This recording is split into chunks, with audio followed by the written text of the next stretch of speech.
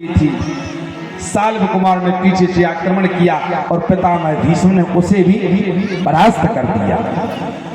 अब तीनों कन्याओं को ब्याह के हस्तिनापुर लाए हैं। दो कन्याओं का विवाह चित्रांगद और विचित्रवीर से कराया। अम्बा नाम की बिटिया ने हाथ जोड़े, हे गंगा पुत्र, मैंने बचपन से ही साल्व कुमार को पति माना है। बेटा, आपने पहले क्यों नहीं बताया? सैनिकों को आदेश दिया, जाओ अम्बा नाम की बिटिया हो साल्व कुमार के यहाँ छोड़ के आ जाओ।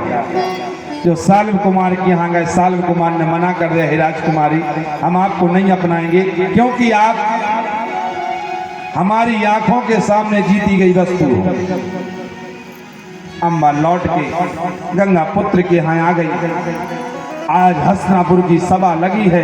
एक अबला नारी पुकार कर रही है, हे महाराज चित्रांगद, हम आपसे न्याय चाहते हैं। बोले देवी बताओ क्या है? बोले आप कहो, या तो गंगा पुत्र हमसे विवाह करे, इसने हमारी जिंदगी बर्बाद कर दी।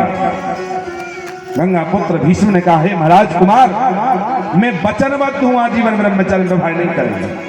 तो गांव में दो चार आदमी ऐसे होते हैं कि बनी ने बिगाड़े तो बूंदी लगाए। जी बहुत ब्रह्मचारी बनी फिर रहे हैं। तो बिटिया और सिरजादा को गुरु परशुराम के पास चली जा। अगर गुरु परशुराम कह दें तो गंगा पुत्रों में आओ करने पर है। परशुराम जी के पास है। परशुराम जी कहने लगे, हम चेला आए, हमारी बात मान है। परशुराम जी ने कहा, बेटा विवाह कर लो। गुरु जी विवाह नहीं करेंगे। बोले विवाह नहीं करोगे तो युद्ध करो हमसे। बोले गुरु जी आपको आदेश तो युद्ध कर। मैदान में युद्ध होने लगा। पितामह भीष्म रथ पर थे। गुरुजी से कहा, गुरुजी रथ ले लो। बोले नहीं, तुम रथी और हम जमीन में। बोले नहीं गुरुजी, धर्म विरोध युद्ध हो जाएगा ये तो। परशुराम जी अपनी आसन तपोबल से ऊंचे उठ कर बोले, बेटा विश्वास? बोले हाँ, युद्ध करो। बाण पे बाण, न जाने कौन बाण किसके प्राण का घातक बन जाए। और जो परशुराम के एक बाण हो काटो। पितामह भीष्म ने, परशुराम बोले, हे गंगा पुत्र देवा व्रत सावधान, आपने मेरा बाण काट दिया है। या तो आप रणभूमि छोड़ दो या अस्त्र शस्त्र हमारे चरणों में रख दो। बोले गुरुदेव आपकी आज्ञा थी। इस दास ने गुरु के विरुद्ध अस्त्र शस्त्र उठाए और आपकी आज्ञा है ये आपके चरणों में। पर गुरुजी हम अम्बा से विवाह नहीं करेंगे। अम्बा भरी सभा में कह गई, अरे गंगा पुत्र, तूने मेरी जिंदगी बर्बाद कर दी, मैं भी प्रण करती हूँ तेरी मृत्यु का कारण मैं बनूंगी।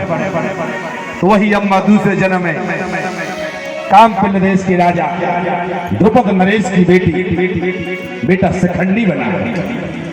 बड़ी बृहद कथा महाभारत है। कवि ठाकुर जी ने समय दिया तो प्रवचन के माध्यम में श्रवण कराएंगे, क्योंकि आगे बहुत आगे चल रहा है। समय कम रहता है, कथाएं अधिक रहती हैं। उसके बाद समय बीता। असमय पर चित्रांगद विचित्रवीर की मृत्यु हो गई और राज सिंहासन लड़खड़ाने लगा। उत्तराधिकारी नहीं मिला और दोनों भैया भगवान हो प्यारे हो गया।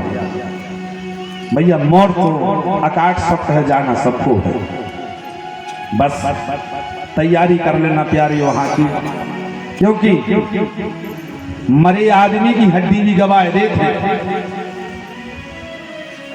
भोज तरुण सागर जी महाराज का भाव है, घर से चला मुसाफिर मन में यही अरमान थे। घर से चला मुसाफिर मन में यही अरमान थे। एक तरफ बस्ती दूसरी तरफ शमशान थे। अरे पैर में हड्डियां लगी तो हड्डियों के एक बयान थे। चमल संभल के चलना हो मुसाफिर, हम भी कभी इंसान थे। अब हस्तिनापुर लड़खड़ा गया। तो श्रीमद् देवी भागवत में कथा आती है कि सत्यवती ने कौमार्य अवस्था में महर्षि वेदव्यास को जन्म दिया था।